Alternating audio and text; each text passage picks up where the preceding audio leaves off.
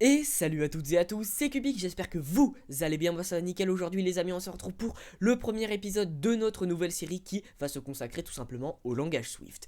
En effet, les amis, dans cette série, je vais vous apprendre comment coder en Swift, comment apprendre tout simplement les bases de ce langage Swift. Du coup les amis, dans cette vidéo, je vais vous montrer comment installer Xcode, je vais vous montrer aussi, je vais pas vous montrer, je vais vous montrer vite fait le démarrage de Xcode, je vais un petit peu introduire le langage Swift et aussi je vais vous expliquer ce qu'on fera dans les prochains épisodes.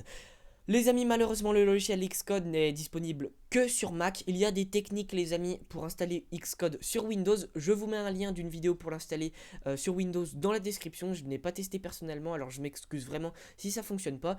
Et puis voilà, franchement les amis, utiliser Xcode sur Mac c'est beaucoup plus confortable que l'installer sur Windows avec des émulateurs OS X. Mais franchement les amis, n'hésitez pas à tester ce que je vous ai mis dans la description parce que si ça fonctionne, ça serait le top.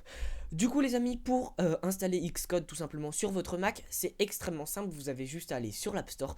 Alors les amis, si vous pouvez voir, regardez ma souris, ici c'est en dollars. J'ai eu un petit bug avec mon compte Apple français, du coup je suis sur un compte Apple canadien. Voilà, du coup, petite parenthèse terminée. Une fois que vous êtes sur l'App Store, vous allez tout simplement aller dans la barre de recherche et marquer Xcode. Voilà, nous allons marquer Xcode. Nous allons ensuite attendre que ça charge et nous nous retrouvons ici. Plusieurs résultats se montrent. On va prendre le tout premier résultat qui se nomme tout simplement Xcode tout court avec petit insigne développeur.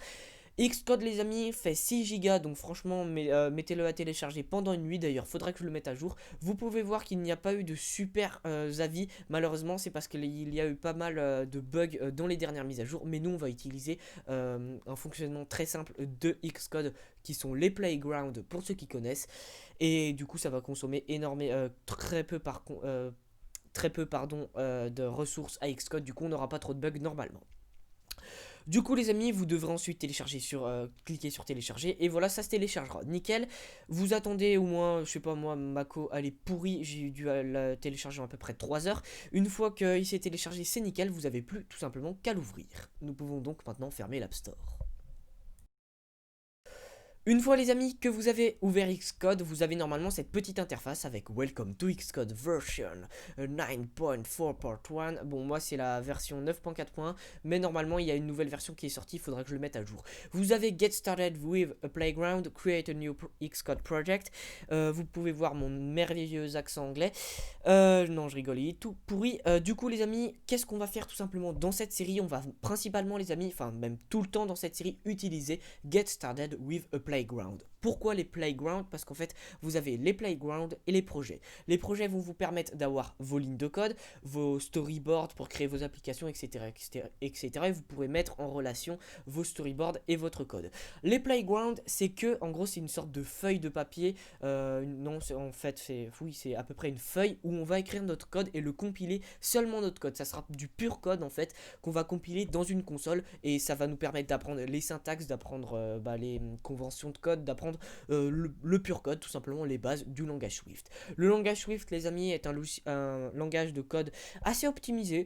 Franchement, c'est un dérivé du C++, C Sharp, JavaScript, C, enfin un dérivé de plein de langages. C'est un langage de code qui a un avantage aussi, on n'est pas obligé de mettre des points-virgules à la fin de nos lignes. Il me semble d'ailleurs, je ne suis vraiment pas sûr, hein, prenez ça avec des pincettes, que le C++ aussi n'utilise pas de points-virgules. N'hésitez pas à me le dire en commentaire parce que je n'ai jamais vraiment utilisé de C++. Du coup voilà, le Swift va nous permettre de faire assez aisément des lignes de code en utilisant les playgrounds. Du coup les amis, ça va être la fin de la vidéo. Qu'est-ce qu'on va voir dans les prochains épisodes? On va apprendre ce que c'est une variable et ce que c'est une constante, en apprenant tout simplement à créer notre première playground. Je vais réussir à parler. En apprenant à créer notre première playground, on utilisera tout simplement les variables, les constantes. Je vous montrerai quelques petits opérateurs dans les prochains épisodes. Et de toute façon, on va apprendre plein de trucs. Il y a plein de trucs à apprendre. Il y a des arrays, des optionnels, des dictionnaires. Il y a quoi d'autre? Oui, des boucles, des fonctions, des conditions. Il y a plein de syntaxes différentes et de diversification, ça se dit absolument pas, mais il y a plein de, on va pouvoir diversifier, avoir un contenu très diversifié. Voilà, je préfère un petit peu cette mise en forme de phrase. Et puis voilà, c'est à peu près tout ce qu'on verra sur cette série. J'espère que cet épisode vous aura plu, donc n'hésitez pas à mettre un petit like, à le commenter et le partager. Nous on se retrouve pour le prochain épisode pour apprendre ce que c'est une variable et une constante. Allez, ciao ciao tout le monde, c'était Cubix, on se retrouve pour une prochaine vidéo. Allez, ciao.